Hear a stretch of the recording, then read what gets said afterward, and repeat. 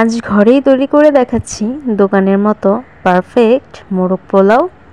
আরও সাথে থাকছে অনেক টিপস অ্যান্ড ট্রিক্স। আসসালামু আলাইকুম everyone, welcome to my new video.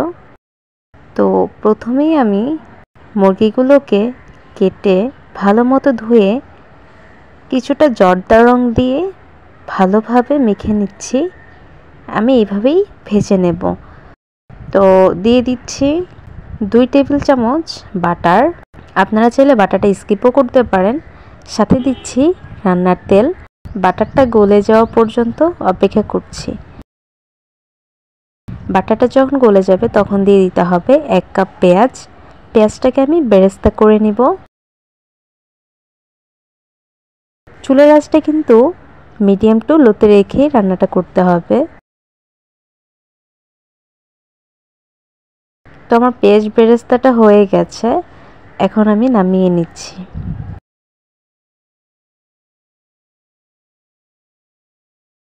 আর পেঁয়াজের বেরেস্তাটা নামানো হয়ে গেলে এখানে আমি দিয়ে দিচ্ছি আরও 1 থেকে 1.5 কাপ পেঁয়াজ। এটা দিয়েই মোরগ পোলাওয়ের মোরগটাকে আমি রেডি করে নেব। পেঁয়াজটা যখন ভাজা হয়ে যাবে হালকা, তখন দিয়ে দিচ্ছি 2 টেবিল চামচ আদা বাটা, 2 টেবিল চামচ রসুন বাটা,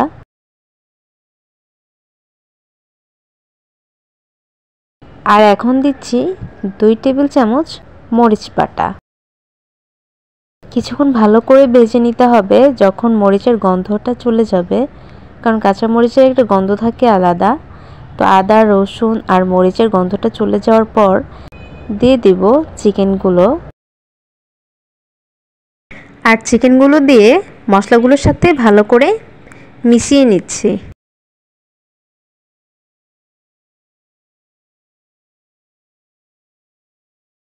আর এখানে দিয়ে দিচ্ছি কিছু মশলা। 8টা এলাচ নিয়েছি, 3 টুকরো দারচিনি, আর সামান্য একটু কালো এলাচ আমি গুঁড়ো করে নিয়েছি, খুব বেশি গুঁড়ো না।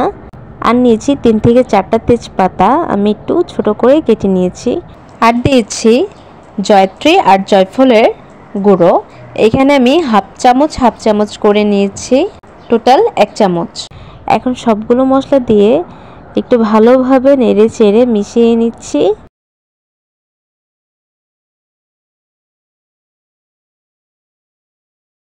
মেশানো হয়ে গেছে, এখন দিয়ে দিচ্ছি 2 টেবিল চামচ মরিচের গুঁড়া আর 2 টেবিল চামচ ধনিয়ার গুঁড়া।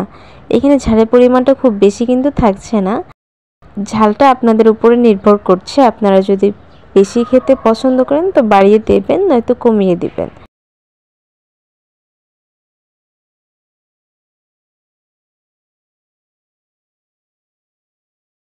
এখন দিয়ে দিচ্ছি 100 গ্রামের মতো বাদামের পেস্ট। এখানে কিন্তু আমি 2 রকমের বাদাম নিয়েছি, কাজু বাদাম আর পেস্তা বাদাম। আপনারা চাইলে যে কোনো বাদাম নিতে পারেন।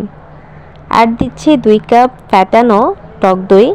টক দইটাকে কিন্তু অবশ্যই ফেটিয়ে নিতে হবে। টক দইটা দিয়েও এখন ভালোভাবে আবারও মিশিয়ে নিচ্ছি। দেখেই বুঝতে পারছেন গ্রেভিতে মশলার পরিমাণটা কেমন আছে আর কতটা সুন্দর হয়েছে। আবারও কিছুক্ষণ ভালো করে রান্না করে নিচ্ছি। আর এর মধ্যে দিয়ে দিচ্ছি স্বাদ মতো লবণ। লবণের পরিমাণটা কমই রাখছি এখানে, কারণ আবারও লবণটা আমরা ব্যবহার করব। আর যখনই দেখছেন রান্না করতে করতে তেলটা ভেসে উঠেছে, তখন দিয়ে দিচ্ছি হাফ কেজি লিকুইড দুধ। আমি কিন্তু রান্নাটা দুধ দিয়েই করব, আর সামান্য পরিমাণ থাকবে পানি। তো এখন এটাকে একটু আবার ভালো করে মিশিয়ে ঢেকে দিচ্ছি যতক্ষণ না পর্যন্ত মাংসটা কুক হয়ে যাচ্ছে। আর এর মধ্যে কিন্তু অবশ্যই একটু নাড়াচাড়া করে দিতে হবে, নয়তোবা লেগে যাবে, যেহেতু বাদাম আছে আর দুধ আছে।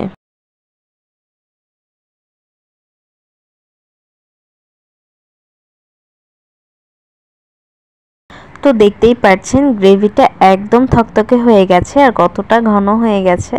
এখন আমি মাংসগুলো তুলে নিচ্ছি। আর মাংসগুলো তোলার পর আমি গ্রেভিটাও তুলে নিচ্ছি। এই গ্রেভিটা আমি পরে ব্যবহার করব। তো আমি সামান্য তেল দিয়ে দিচ্ছি আবার, কারণ এখন পোলাওটা বসাবো। আর আগে দিয়ে দিচ্ছি কিছুটা মশলা। এখানে আমি 2 চা চামচ শাহি জিরা, 4টা এলাচ, 2 টুকরা দারচিনি আর 3টা তেজপাতা কেটে নিয়েছি। এখন এগুলোকে ভালোভাবে ভেজে নিচ্ছি। আর ভাজা হয়ে গেলে দিয়ে দিচ্ছি চাল। আমি এখানে 1 কেজির একটু বেশি চাল ব্যবহার করেছি।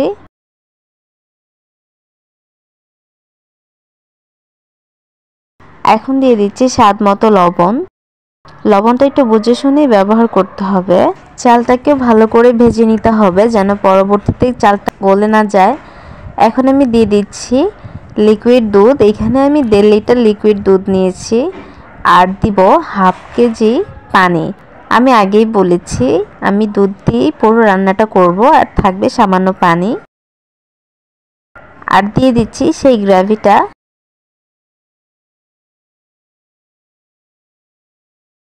এখন আবারও ভালো করে মিশিয়ে নিচ্ছি আর ঢেকে দিচ্ছি চালটা একদম ফুটে আসা পর্যন্ত। অবশ্যই মাঝে মাঝে নেড়েচেড়ে দিতে হবে।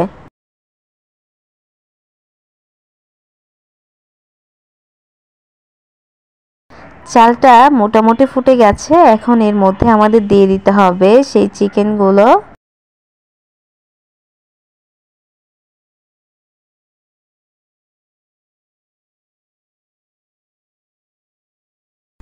আর চিকেনগুলো দেওয়ার পরেও কিছুটা ভাত আমি উপর থেকে দিয়ে দিব, একটু নিচের থেকে উঠিয়ে দিব। আর আমি চিকেনটা দেওয়ার পর এটা আমি দমে বসিয়ে দিব, সবগুলো ভালোভাবে সেদ্ধ হয়ে যাবে। আর এখানেও যে গ্রেভিটা আছে সেটাও আমি দিয়ে দিচ্ছি। আর এর মধ্যে দিব এখন বেরেস্তা।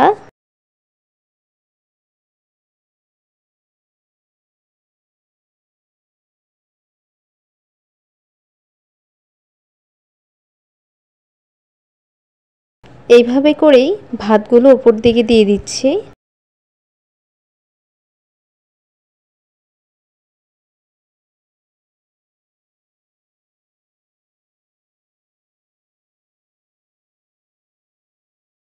এর চেয়ে বেশি আর মেশাবো না, নয়তো চিকেনটা ভেঙে যেতে পারে।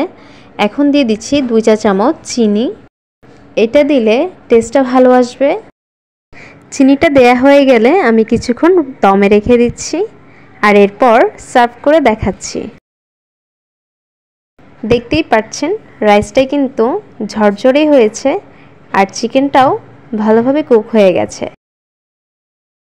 তো নতুন নতুন ভিডিও পাওয়ার জন্য আমার চ্যানেলটি কিন্তু অবশ্যই সাবস্ক্রাইব করে দিবেন। আর ভিডিওটি ভালো লেগে থাকলে সবার সাথে শেয়ার করবেন। আর বাড়িতে তো অবশ্যই বানিয়ে আমাকে জানাবেন কেমন হয়েছে। তো আজ এই পর্যন্তই। আবারও দেখা হবে নতুন কোনো রেসিপি নিয়ে। ততক্ষণে সবাই ভালো থাকবেন। আল্লাহ হাফেজ।